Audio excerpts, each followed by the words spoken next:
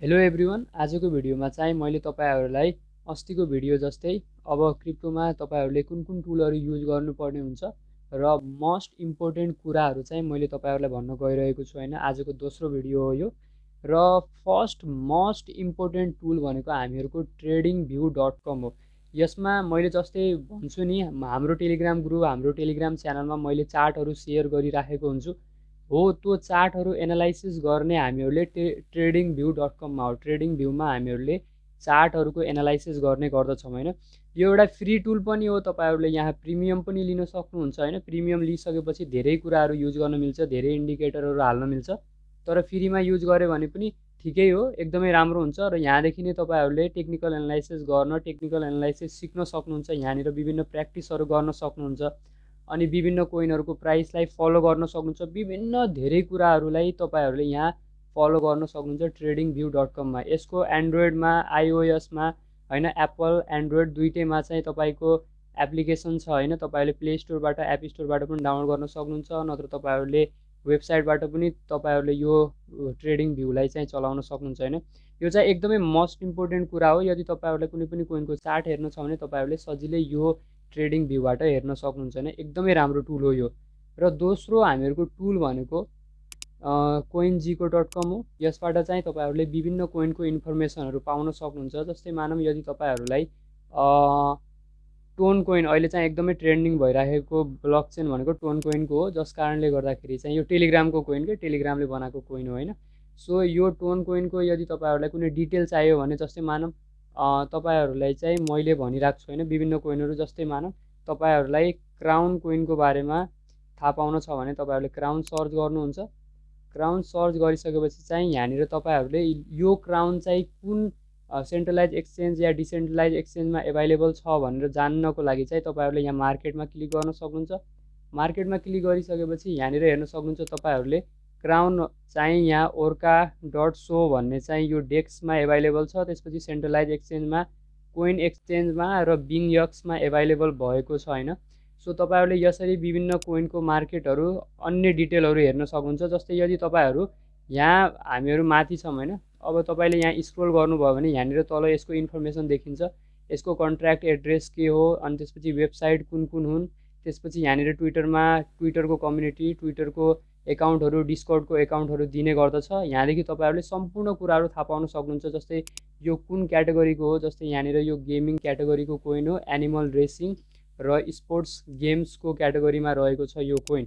यसरी तपाईहरुले विभिन्न कोइनहरुको यहाँनिर डिटेल, त्यो कोइन कुन मार्केटमा एभाइलेबल छ, त्यो सम्पूर्ण डिटेलहरु तपाईहरुले यो coingecko वेबसाइटमा हेर्न सक्नुहुन्छ हैन।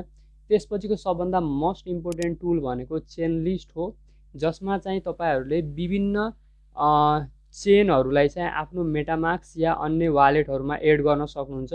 कुनै पनि गर्ने, जस्तै यदि तपाईलाई इथेरियम मेनेटलाई राख्न छ भने पहिला सुरु कनेक्ट वालेट गर्ने। यहाँनिर मैले र्याबी आएको छैन, र्याबीमा अलरेडी हुन्छ। तर मेटामास्क छ भने मेटामास्कमा अरु पनि चेनहरु तपाईले एड गर्न सक्नुहुन्छ। मेटामास्कमा 7-8 वटा चेन मात्र डिफल्टमा एभाइलेबल हुन्छ। तर यहाँ chainlist.org मा आउनुभयो भने चाहिँ तपाईहरुलाई सम्पूर्ण चेनहरु जहाँ यो चेनलिस्टमा रजिस्टर छ भने त्यो चेनहरुलाई सजिलै तपाईहरुले आफ्नो वालेटमा चाहिँ एड गर्न सक्नुहुन्छ। त्यो चेन है, यो चाहिँ एकदमै इम्पोर्टेन्ट टुल हो। तपाईहरुले एयर ड्रप गर्दा होस् या अन्य कुनै पनि स्वाप या डेक्सहरु चलाउँदा होस् या विभिन्न कुराहरु गर्दा होस्, चेनलिस्ट पनि एकदमै इम्पोर्टेन्ट टुल हो। तपाईहरुले यहाँदेखि चेनहरु एड गर्न सक्नुहुन्छ। दोस्रो सबैभन्दा मोस्ट इम्पोर्टेन्ट कुरा, यदि तपाईहरु क्रिप्टोमा आउनु भएको छ र तपाईहरुले ट्विटर चलाउनुहुन्न भने तपाईहरुले 99% कुराहरु मिस गरिराख्नु भएको छ। किनकि तपाईहरुले फेसबुकमा, इन्स्टाग्राममा, युट्युबमा केही पनि त्यस्तो इन्फर्मेसन पाउनुहुन्न जुन तपाईहरुले ट्विटरमा पाउनुहुन्छ, यक्समा पाउनुहुन्छ। त्यसकारणले गर्दाखेरि पनि तपाईहरुले आफूले ट्विटर एकाउन्ट चाहिँ बनाएर राख्नु होला। ट्विटर एप आफ्नो मोबाइलमा इन्स्टल गर्नु होला।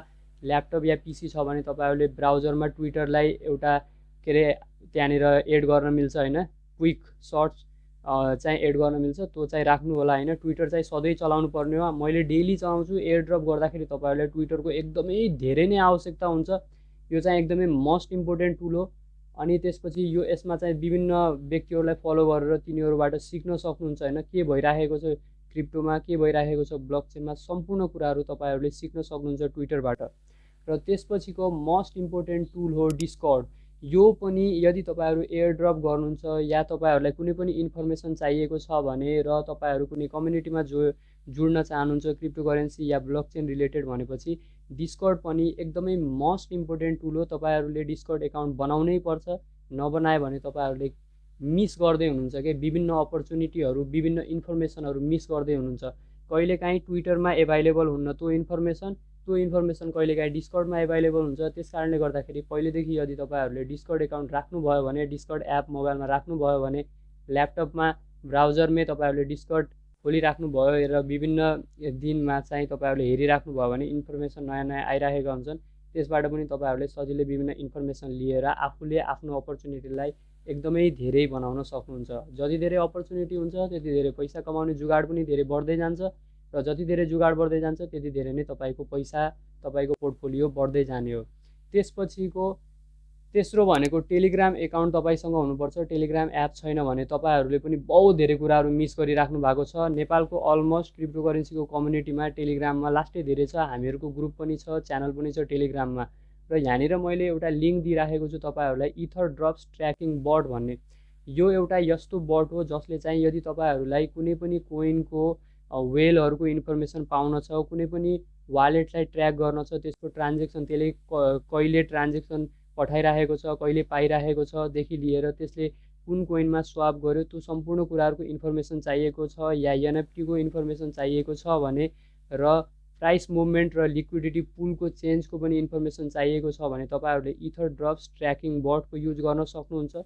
यसबाट विभिन्न एकदमै इम्पोर्टेन्ट इन्फर्मेसनहरू प्राप्त हुन सक्छ। जस्तै यदि तपाईँहरूले मान्नु रिसर्च गर्नुभयो कोइनजेको या अन्य कुनै वेबसाइटहरूबाट तपाईँहरूले रिसर्च गर्नुभयो, एउटा एड्रेस पाउनुभयो जुन एड्रेस चाहिँ एकदमै खतरा व्यक्तिको हो, जसले चाहिँ कोइनहरू एकदमै कम प्राइसमा किन्छ र बढी प्राइसमा बेच्छ भने तपाईँहरूले त्यो वेलको एड्रेसलाई चाहिँ यो इथर ड्रप्स ट्र्याकिङ बटमा राख्नुभयो भने तपाईँले त्यो व्यक्तिले जुनसुकै बेला यदि सिन्ड र रिसिभ गरे या कुनै कोइन किन्यो भने स्वाप गर्यो भने चाहिँ यो इथर ड्रप्स ट्र्याकिङ बटमा चाहिँ त्यो इन्फर्मेसन आउँछ, जसबाट चाहिँ तपाईँले सजिलै त्यो व्यक्तिलाई फलो गर्न सक्नुहुन्छ, सजिलै त्यो व्यक्तिको स्वापहरूलाई हेर्न सक्नुहुन्छ, त्यो व्यक्तिको स्वापको इन्फर्मेसनलाई हेर्न सक्नुहुन्छ।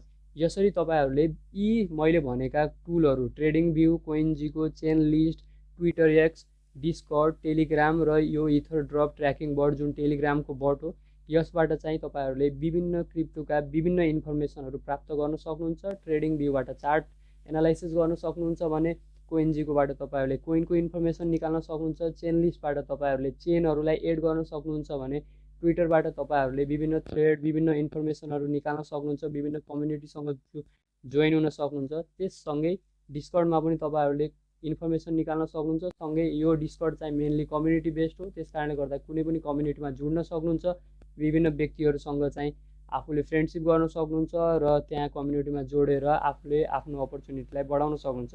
साथै टेलिग्राम तपाईँहरूले राख्नुपर्ने हुन्छ। टेलिग्रामबाट पनि तपाईँहरूले इन्फर्मेसनसँगै हामीहरूको नेपाली व्यक्तिहरू भएका ग्रुपहरू जोइन गरेर तपाईँहरूले सजिलै हामीहरूबाट पनि विभिन्न इन्फर्मेसन पाउन सक्नुहुन्छ, जसबाट चाहिँ तपाईँहरूले विभिन्न अपर्च्युनिटीहरूलाई ग्र्याब गर्दै क्रिप्टोमा आफ्नो फन्डलाई एकदमै धेरै अगाडि बढाउन सक्नुहुन्छ।